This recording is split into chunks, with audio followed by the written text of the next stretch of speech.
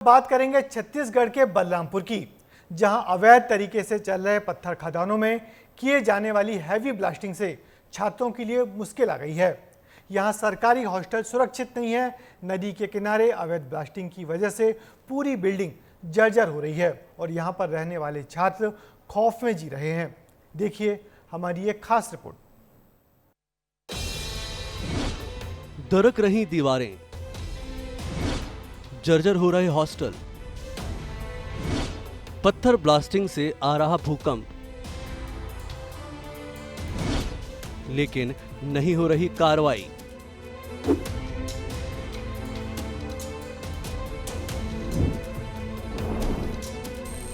छत्तीसगढ़ में पत्थर माफियाओं के हौसले बुलंद हैं। पत्थरों की अवैध ब्लास्टिंग से बच्चों का भविष्य खराब हो रहा है, क्योंकि जिस खदान में ब्लास्टिंग कर पत्थर निकाले जा रहे हैं उसके पास से आईटीआई की बिल्डिंग और हॉस्टल है, जो ब्लास्टिंग की गड़गड़ाहट से दिन ब दिन जर्जर होता जा रहा है।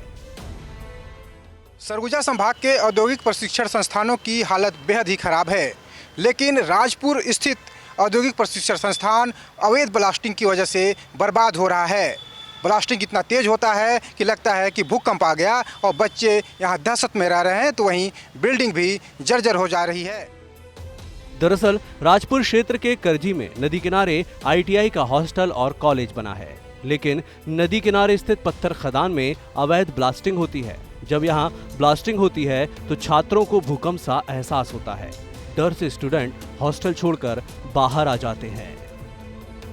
सर यहाँ पे पत्थर निकालने के लिए ब्लास्ट होता है, जो कि बहुत बड़ा ब्लास्ट होता है। एक बार होता है, साल में 2-3-4 बार हो जाता है। तो यहाँ के हॉस्टल में ब्लास्ट की वजह से दरारें पड़ जाता है और जब ब्लास्ट होता है तब हम लोगों को हॉस्टल से बाहर निकलना पड़ता है।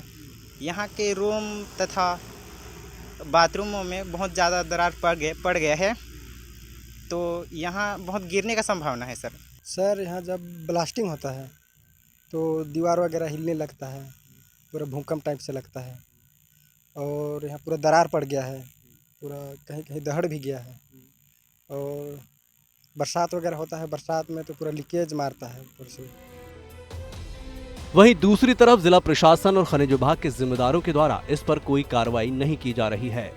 हॉस्टल की दीवारों में आ रही दरारें गवाही दे रही हैं कि किस तरह से पत्थरों का खनन 3 करोड़ की बिल्डिंग को धीरे धीरे ध्वस्त कर रहा है। 50 सीटर इस हॉस्टल में वैसे ही कोई सुविधा नहीं है, ऊपर से पत्थर खनन का डर छात्रों को और परेशान कर रहा है। हॉस्टल में यहाँ पास क्रेशर के फटने से हमारे हॉस्टल में रूमों एवं टॉयलेटों में दरार पड़ जा रही है और ऐसा लगता है जैसे धंसने की संभावना है। जिले में 39 आईटीआई संचालित हैं, जिनमें 6000 से ज्यादा स्टूडेंट ट्रेनिंग ले रहे हैं। नया भवन और हॉस्टल बनाने में 6 करोड़ का खर्च आता है। ब्लास्टिंग रोकने प्रशासन ने कोई ठोस कदम नहीं उठाया है। पत्थरों की अवैध ब्लास्टिंग से जहां बिल्डिंग जर्जर हुई है, वहीं छात्र भी दहशत में है, लेकिन आईटीआई प्रशासन इसे रोकने में नाकाम है। आईटीआई बिल्डिंग के पास 2 क्रैशर संचालित किए जा रहे हैं और दोनों क्रैशर के लिए जिन खदानों से पत्थर निकाला जा रहा है वह नदी से महज 200 मीटर की दूरी पर है, लेकिन इसके बाद भी खनिज विभाग के अधिकारियों ने इन खदानों को परमिशन दे रखी है। प्लास्टिक तो अवैध है, नहीं होना चाहिए, गलत है वो, और उसको हटना ही चाहिए। प्लास्टिक तो अवैध है, नहीं होना चाहिए, गलत है वो, और उसको हटना ही चाहिए। बलरामपुर जिले में अवैध ब्लास्टिंग की वजह से दूसरे इलाकों में भी लोग परेशान हैं। ग्रामीणों के कच्चे मकानों में दरार आ रही है, तो क्रैशर से निकलने वाली धूल की वजह से लोगों का जीना मुहाल हो गया है।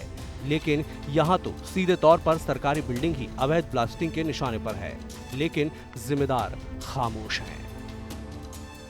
करोड़ों रुपए की लागत से बना आईटीआई का कॉलेज और हॉस्टल अब जर्जर हो चुका है, और क्या वजह है आपने देखा और समझ लिया, लेकिन बड़ा सवाल है कि आखिर जो जिम्मेदार हैं वो इस पर कार्रवाई क्यों नहीं कर रहे हैं, अवैध ब्लास्टिंग को क्यों नहीं रोक रहे हैं। वीडियो जर्नलिस्ट प्रशांत यादव के साथ दिलीप जायसवाल, विस्तार न्यूज।